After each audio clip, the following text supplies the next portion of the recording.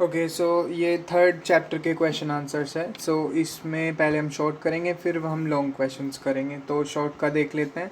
First of all, the first question is what is a bicameral legislature. So इसका answer है 222 पे। And second, on what basis are the state divided into constituencies. इसका answer भी 222 पे है, 220 पे है।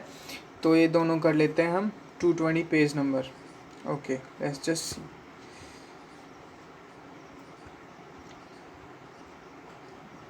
सो फर्स्ट है, ये फर्स्ट का आंसर है द यूनियन लेजिस्लेचर से लेके द यूनियन लेजिस्लेचर से लेके आएगा पूरा लेजिस्लेचर तक। यहाँ पे S1 लिखा हुआ है ना, S-1, तो दिस इज शॉर्ट का फर्स्ट आंसर।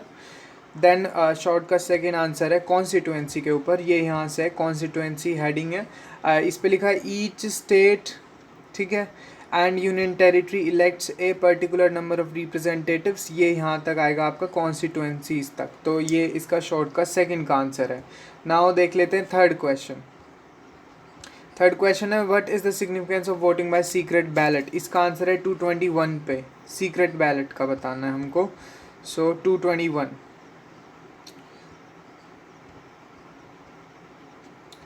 यहाँ पे देखो, पेज नंबर 221 पे है। Any Indian who is 18 years above has the right to vote. और ये आपको लिखना है यहाँ तक, ठीक है, हैज़ वोटेड फॉर। तो ये है शॉर्ट का थर्ड का आंसर, ठीक है। नेक्स्ट देख लेते हैं। नेक्स्ट है हमारा what are the qualification for standing in the general election. तो जनरल इलेक्शन में कंटेस्ट करने के लिए आपकी क्वालिफिकेशन क्या होनी चाहिए। इसका आंसर है 220 पे। So let's see the answer of this. ये है इसका answer, what are the qualifications. So here ये है शॉर्ट का फोर्थ आंसर। सो यहाँ पे देखो, इसमें लिखा है ना एलिजिबिलिटी फॉर कैंडिडेट्स। तो ये पूरा आपको लिखना है। Any citizen of India can stand for Lok Sabha. ये पूरा अनसाउंड माइंड तक, मतलब ये पैराग्राफ पूरा लिखना है और ये पॉइंट्स पूरे लिखने हैं। फिर आपको एक पॉइंट और ऐड करना है, मतलब 2 पॉइंट्स। देखो, फर्स्ट पॉइंट है, नीचे लिखा हुआ है the person must be the citizen of India. ये लाइन पूरी है, the person must be the citizen of India. Then last point है no criminal record against his और हर इन द कोर्ट। ये 5 पॉइंट हो जाएंगे फिर आपके शॉर्ट के फोर्थ के, ठीक है। तो फोर्थ क्वेश्चन भी हो गया। अब देख लेते हैं हम इसका लास्ट क्वेश्चन और मे बी लॉन्ग क्वेश्चन। या लास्ट क्वेश्चन है who elects a member of Rajya Sabha. Rajya Sabha के मेंबर्स को कौन इलेक्ट करता है। इसका आंसर है 222 पे। So let's see that.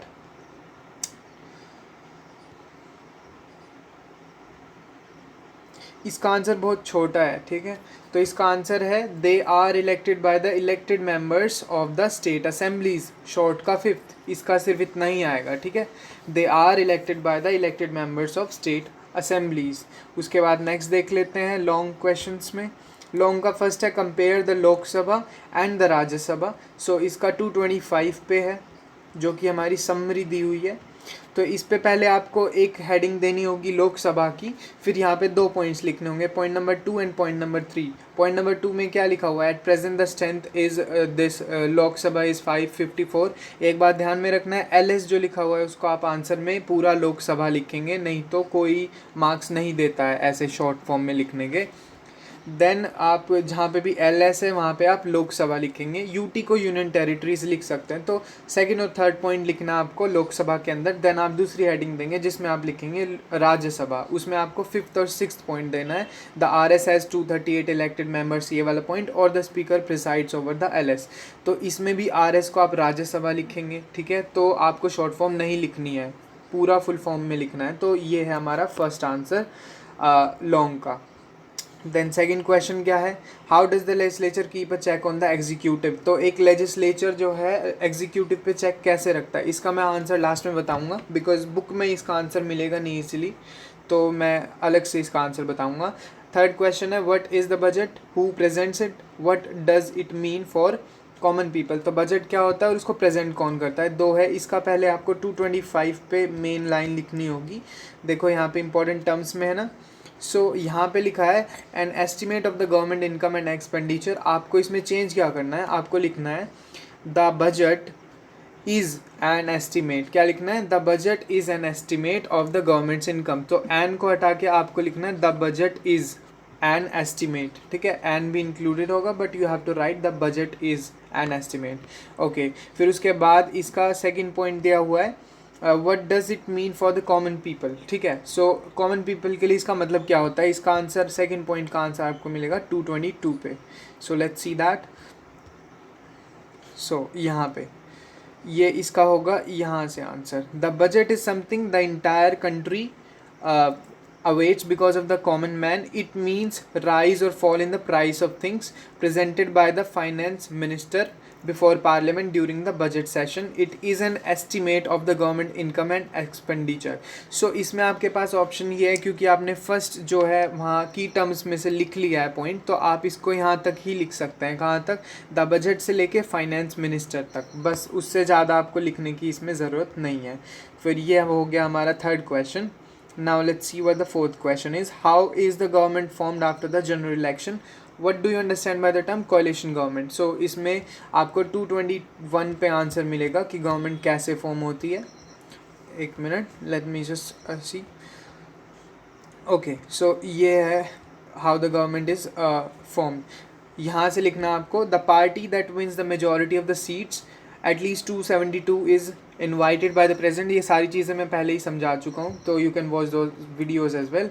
तो इसको आपको लिखना आंसर द पार्टी से लेके, और इफ़ यू वांट तो आप इसको लिख सकते हैं फॉर्म्स ऑफ गवर्नमेंट तक, ठीक है।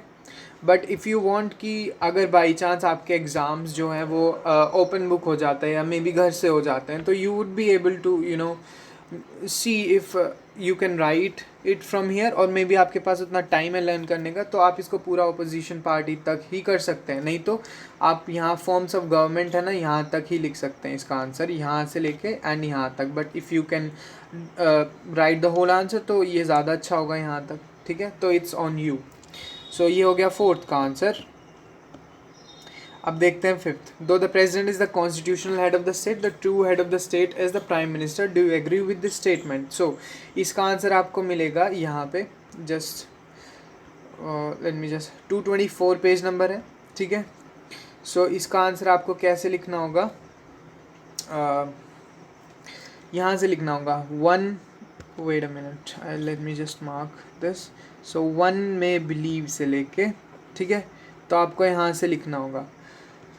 सो क्या है, 1 में बिलीव से लेके the president is all powerful, आपको लिखना होगा यहाँ व्यू तक। As this is a long answer तो इसका इतना बड़ा आंसर बनता है, ठीक है, और इसमें सारी बातें बताई भी हुई हैं। तो 1 से लेके, 1 में believe that the president is all powerful, in reality however it is the council of minister headed by the prime minister, ये सारा कुछ आपको लिखना है एक्सेप्ट इस व्यूज़ तक, ठीक है। अब लास्ट क्वेश्चन एक रह रहा है जो कि मैंने अभी बताया नहीं था बिकॉज बुक में नहीं मिल रहा था वो, how does the legislature keep a check on the executive. ये वैसे लॉन्ग आंसर है और इसका अगर लॉन्ग आंसर हम लिखेंगे तो बहुत डिटेल्ड हो जाएगा जो कि आपके सिलेबस से बाहर हो जाएगा। So let me just show you an answer जो कि मैच हो सकता है। तो ये है सेकंड का, है ना, तो सेकंड का answer let me just show you.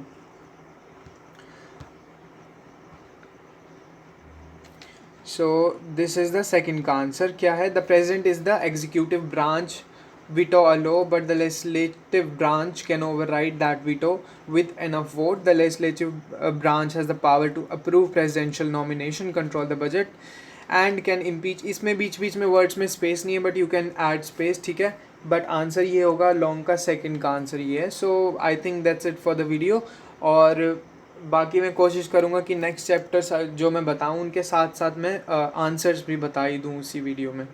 सो या that's it for the video.